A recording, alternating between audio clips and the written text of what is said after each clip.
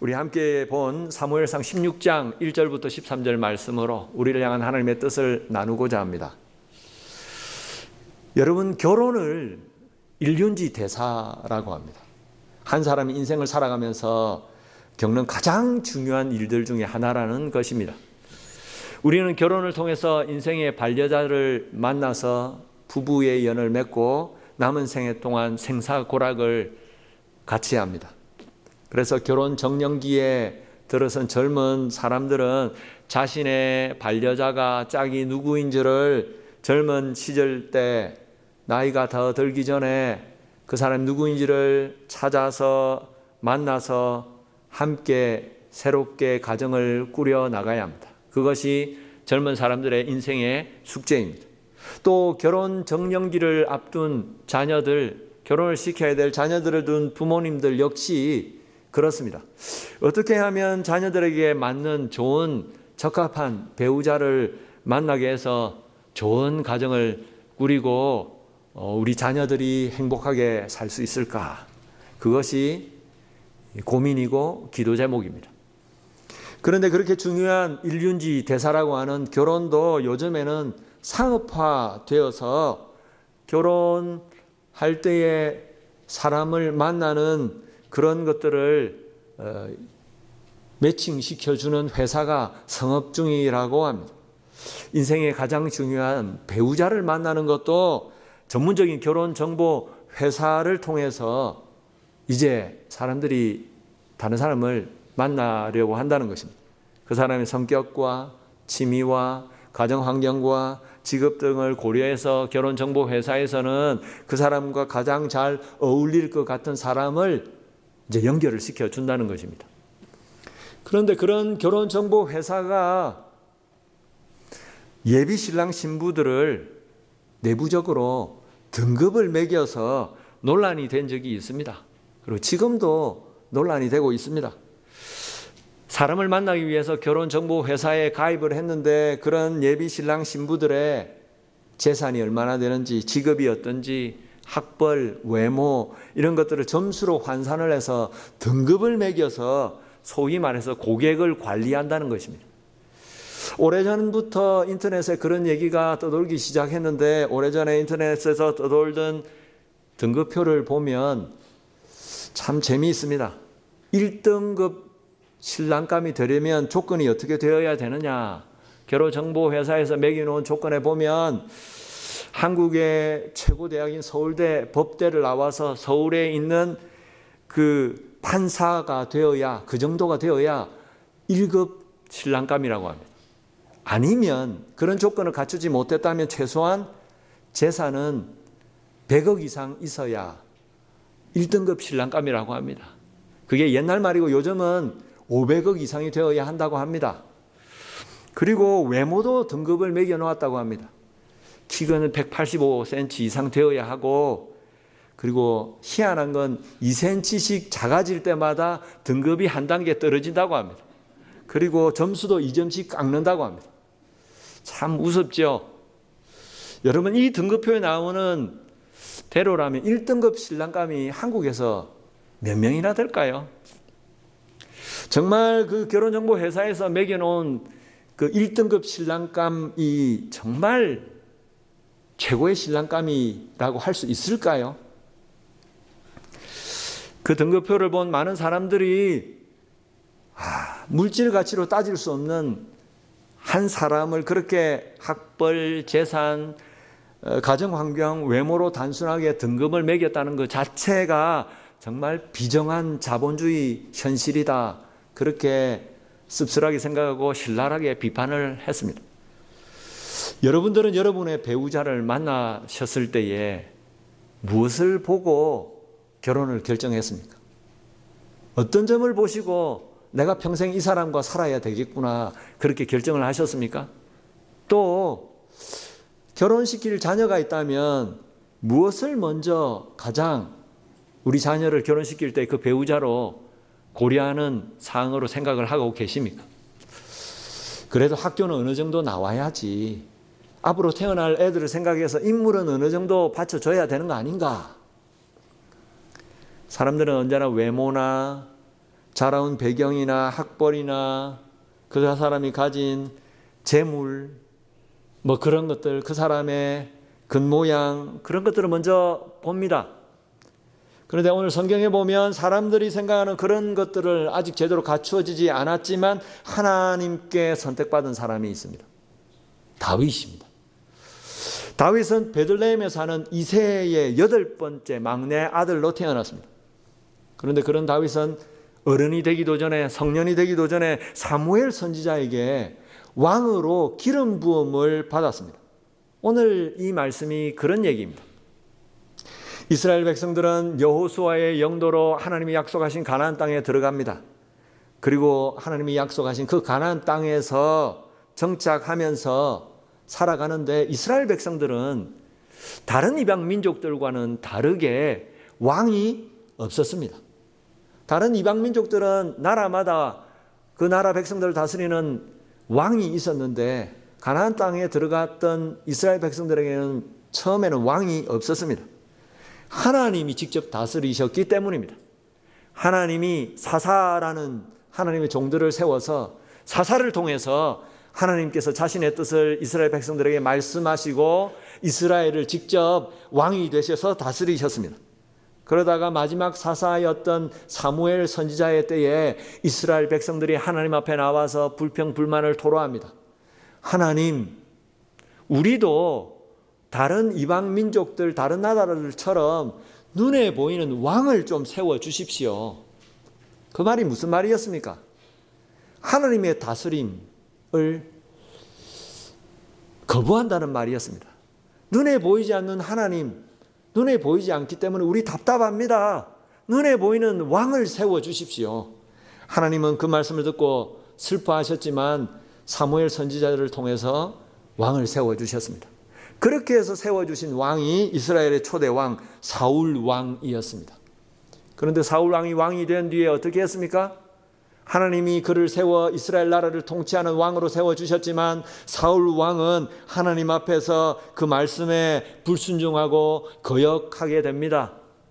전쟁을 나가면서 전쟁을 앞두고 제사를 드리고 하나님의 뜻을 물어서 나가야 되는데 사무엘 선지자가 제사를 집례하기 위해서 빨리 오지 않자 마음이 급했던 사울 왕은 기다리다 참지 못하고 자신이 직접 나서서 하나님 앞에 제물을 드리고 제사를 집례해 버립니다.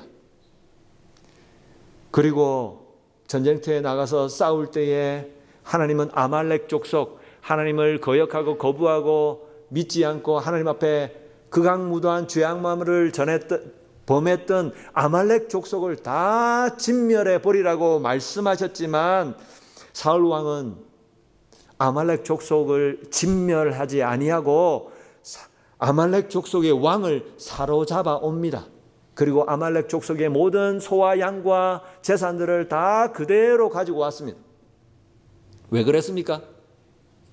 자신이 진두지휘에서 아말렉 족속과 싸워서 이겼다는 것입니다. 자신이 이겨서 아말렉 족속의 왕을 사로잡아 왔다는 것을 많은 백성들 앞에서 자랑하고 싶었던 것입니다.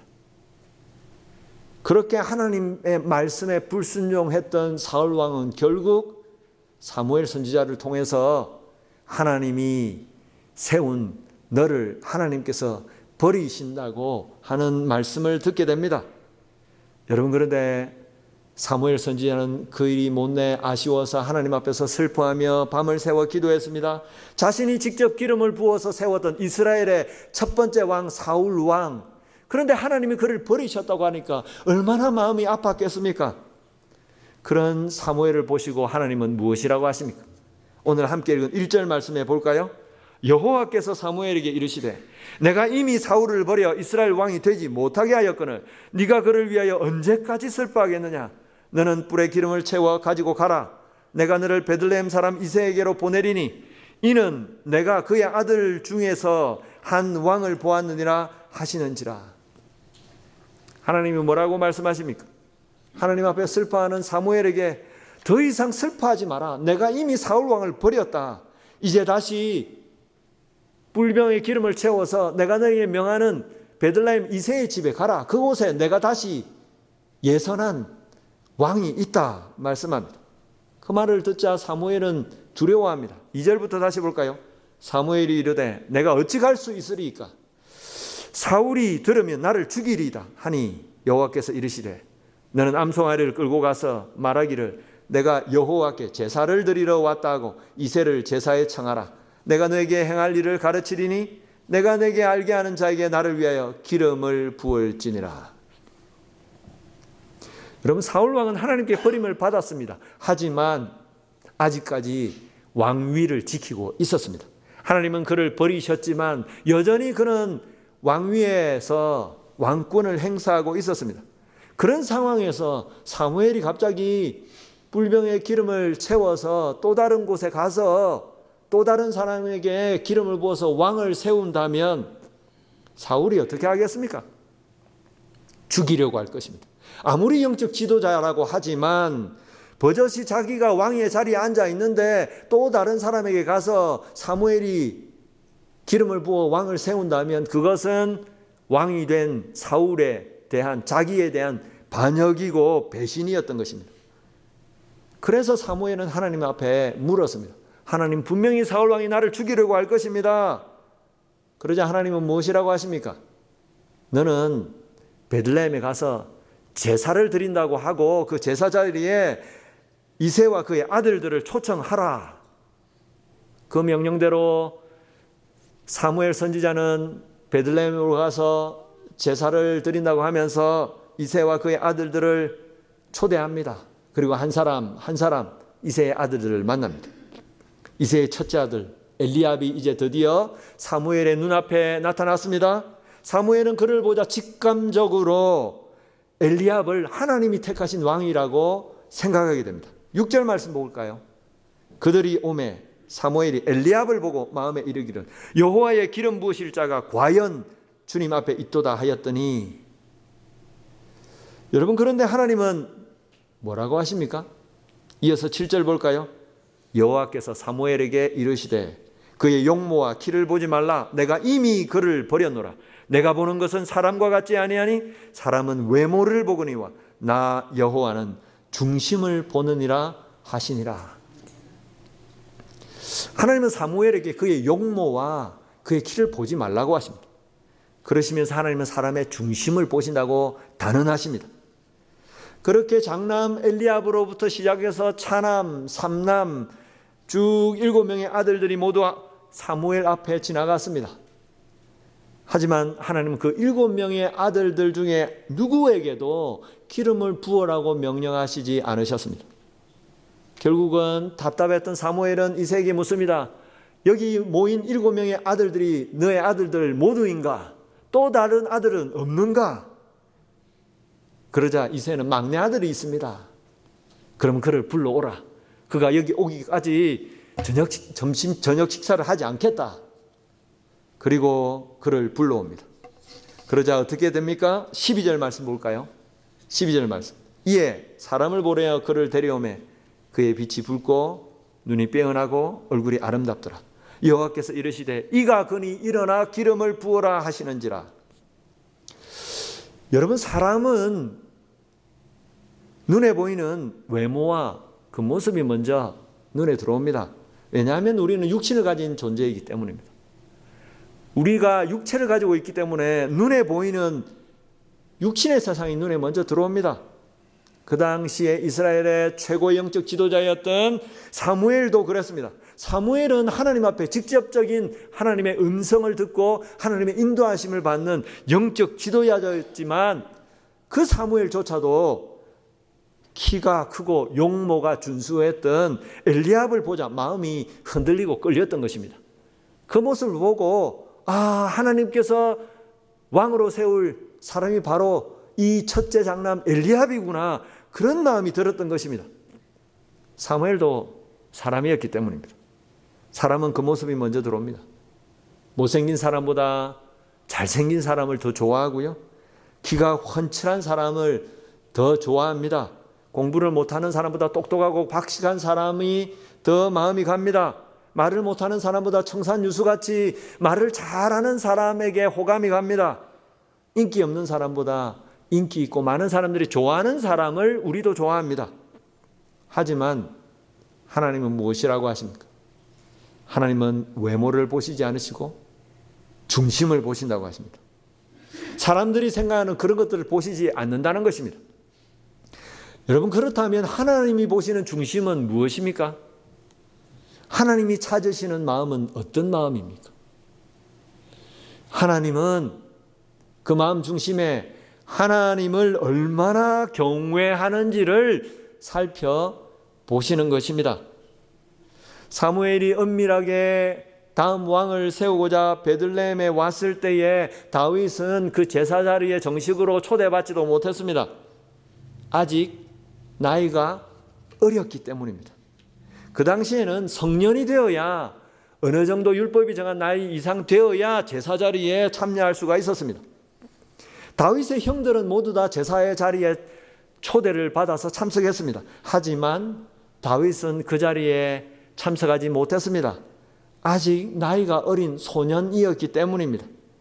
그런데도 하나님은 제사 자리에 초대받지도 못한 어린 소년 다윗에게 기름을 부으라고 하십니다.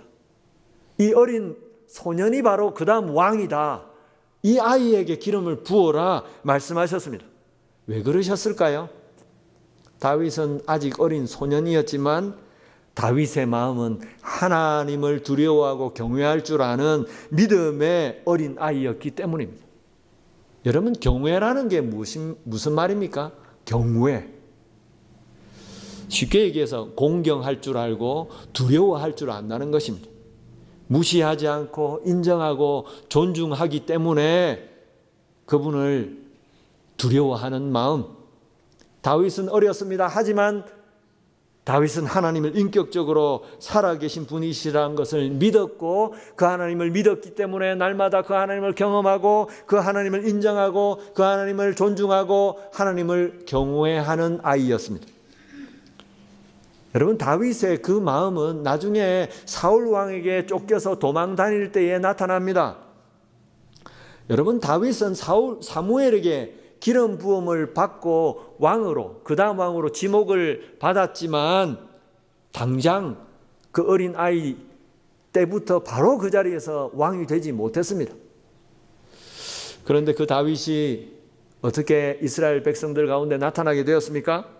블레셋과 이스라엘이 전쟁하는 전쟁터에 아버지 이새의 명령을 받고 형들의 점심을 가지고 심부름을 갖다가 모든 이스라엘 백성들의 주목을 받게 되었습니다. 전쟁터에 전쟁터에 간 다윗은 그 자리에서 이스라엘을 욕하는 블레셋 그인 골리앗을 보고 의로운 분이 일어나서 물맷돌 하나로 골리앗을 단번에 쓰러뜨려 버립니다. 다윗은 그 일로 하루아침에 온 이스라엘 백성들이 다 알게 되는 전쟁의 영웅으로 단번에 유명세를 타게 된 것입니다. 그런데 그 일로 다윗은 곤란을 겪게 됩니다. 사무엘상 18장 7절부터 8절 말씀에 보면 여인들이 놀래며 노래하여 이르되 사울이 죽인 자는 천천히요 다윗은 만만이로다 한지라. 사울이 그 말에 불쾌하여 심히 노하여 이르되 다윗에게는 만만을 돌리고 내게는 천천만 돌리니 그가 더 얻을 것이 나라 말고 무엇이냐 하고. 여러분, 다윗은 어렸지만 전쟁터에 나가서 블레셋의 거인 장군 골리앗을 단번에 쓰러뜨려서 이스라엘 모든 백성들에게 주목을 받고 인기를 얻게 됩니다. 유명해지게 됩니다. 그런데 그 일 때문에 사울 왕의 시기와 질투를 얻게 됩니다.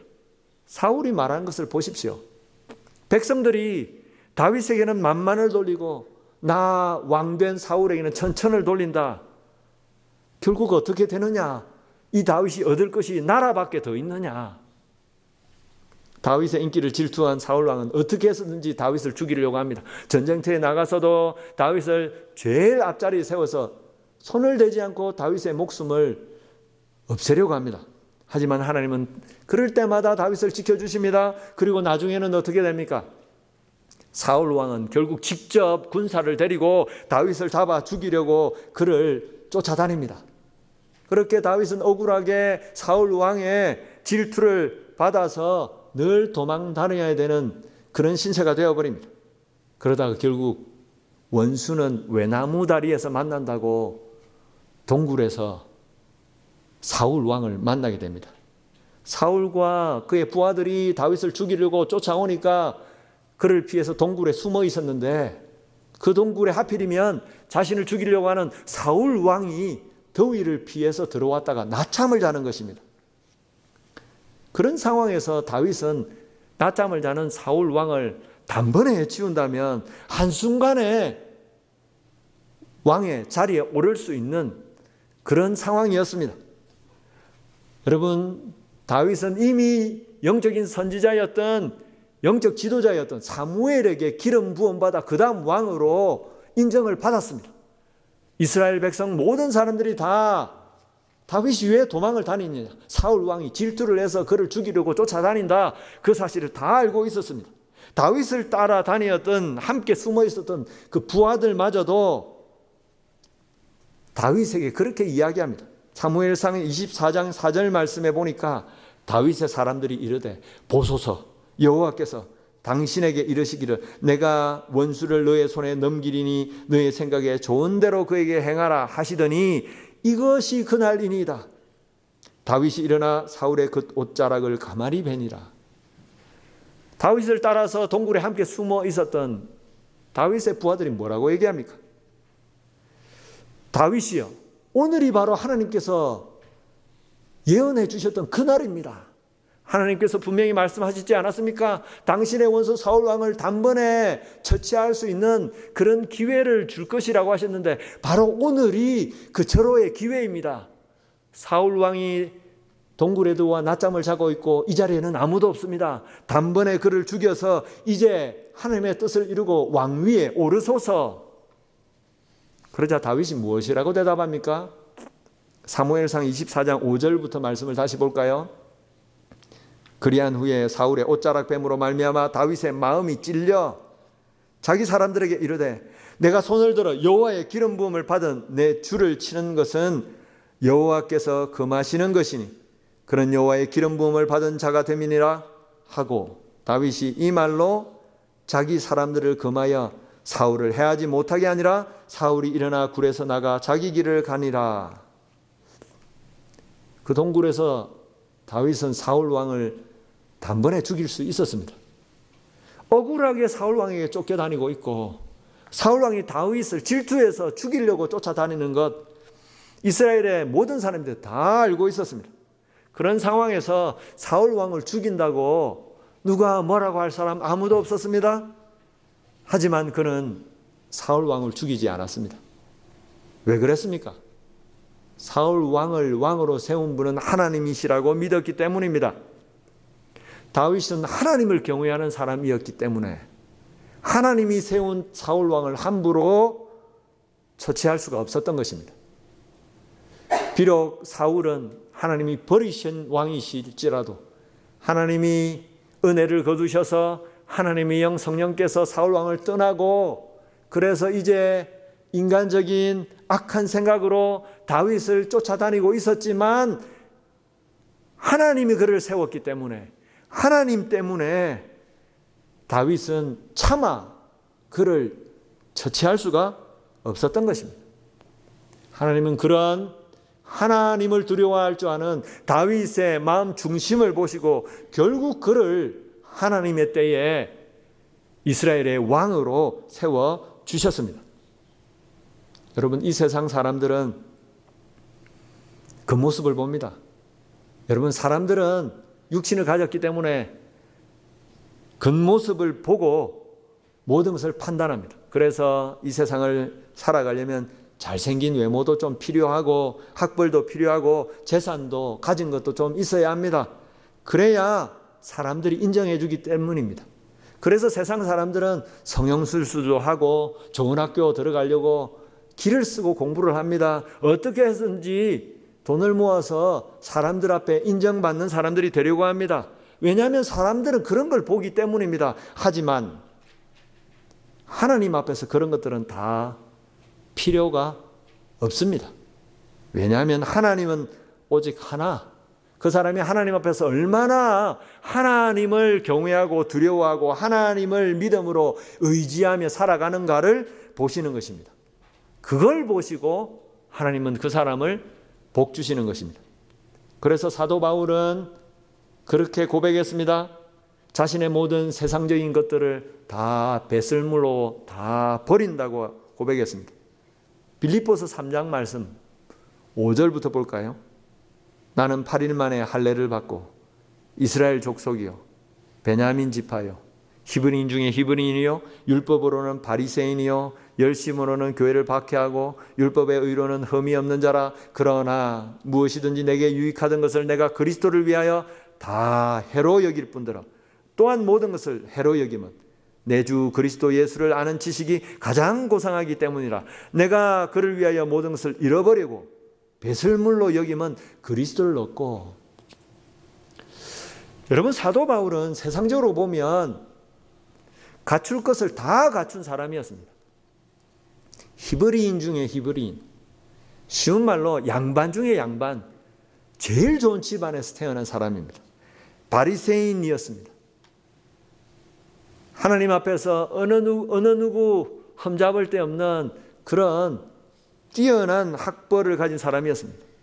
율법을 어릴 때부터 배웠고 바리새인 중에 바리새인 제일 최고의 율법 학자였던 가말리알 문화에서 학업을 했던 사람이었습니다.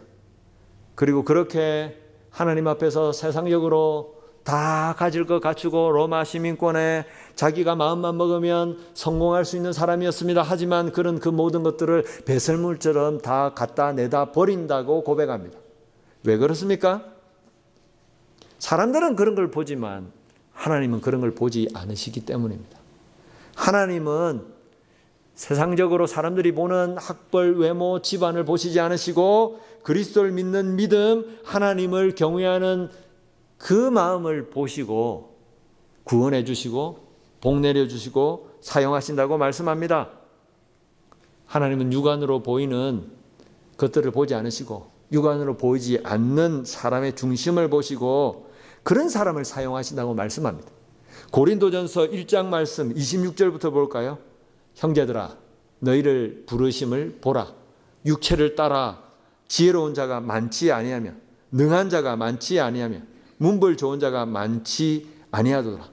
그러나 하나님께서 세상에 미련한 것들을 택하사 지혜 있는 자들을 부끄럽게 하려 하시고 세상에 약한 것들을 택하사 강한 자들을 부끄럽게 하려 하시며 하나님께서 세상에 천한 것들과 멸시받는 것들과 없는 것들을 택하사 있는 것들을 폐하려 하시나니 이는 아무 육체도 하나님 앞에서 자랑하지 못하게 하려 하심이라. 무슨 말입니까? 하나님은 세상적으로 갖추지 못한 사람이라도 하나님을 경외하고 하나님을 믿음으로 붙잡는 그 사람의 마음 중심을 보시고 그 사람이 가난하고 부족하고 능력이 없는 사람이라 할지라도 그 사람에게 능력을 주셔서 그 사람을 통해서 세상적으로 부유하고 똑똑한 사람들을 부끄럽게 하신다고 하십니다. 그것이 하나님께서 사람을 사용하시는 하나님의 법칙입니다. 여러분, 오늘 하나님 앞에서 우리 마음의 중심은 어떻습니까? 예수님을 믿는다고 하는 우리, 그리스도를 따른다고 하는 크리스찬으로서 이 땅을 살아가는 우리는 무엇으로 사람들을 바라보고 무엇으로 세상을 바라보고 어떤 것들로 가치 기준을 삼고 살아가고 있습니까? 우리는 예수님을 믿고 하나님의 자녀라고 하면서도 믿음으로 이 땅을 살아야 한다고 하면서도 우리도 모르는 사이에 세상에 있는 사람들의 가치관과 기준으로 세상을 바라보고 사람들을 바라보고 온갖 것들을 저울질하고 그렇게 할 때가 많습니다. 심지어는 교회에 와서도 그렇습니다. 교회에 와서도 사람들을 바라보면서 저 사람 직업이 뭔가? 어디 학교를 나왔나? 재산이 얼마나 되나? 이 교회는 사람이 얼마나 모이나요? 교회 건물이 있습니까? 얼마나 웅장합니까? 그분은 교회에서 어떤 직분을 가졌습니까? 얼마나 헌금을 많이 하는지. 여러분, 눈에 보이지 않는 하나님을 믿는다고 하면서도 실상은 눈에 보이는 세상적인 기준과 가치관으로 세상을 바라보고 사람들을 바라보고 교회 안에 여러 가지 일들을 그렇게 생각할 때가 얼마나 많은지요. 정말 우리의 마음의 중심은 어디에 있는 것입니까? 우리는 지금 무엇을 바라보고 있는 것입니까? 하나님이 정말 우리에게 가장 먼저 찾으시는 것은 무엇일까요? 정말 하나님이 원하시는, 하나님이 찾으시는 그것을 바라보기 원합니다. 하나님을 진실로 경외하는 믿음, 날마다 하나님을 인정하고 하나님을 존중하고 하나님을 공경하는 마음, 그 마음으로 하나님 앞에 나갈 때에 하나님 앞에서 우리의 예배와 기도와 찬양, 우리의 신앙생활을 하나님이 기뻐 받으실 줄 믿습니다. 말씀을 맺겠습니다. 잠언 21장 2절 말씀에 사람의 행위가 자기 보기에는 모두 정직하여도 여호와는 마음을 감찰하시느니라. 사람은 외모를 보지만 하나님은 우리 속 깊은 마음 중심을 감찰, 살피신다고 하십니다. 여러분, 그래서 하나님 앞에서 우리의 심령을 하나님을 경외하는 믿음으로 세우기 원합니다. 하나님은 그 중심을 보시고 하나님 앞에서 이 땅을 믿음으로 살아가는 우리의 삶을 가장 좋은 길로 인도해 주실 줄 믿습니다. 오늘도 그렇게 믿음의 눈으로 영안이 열려서 하나님 앞에서 이 땅을 살아가는 저와 여러분 되기를 주님의 이름으로 축원합니다.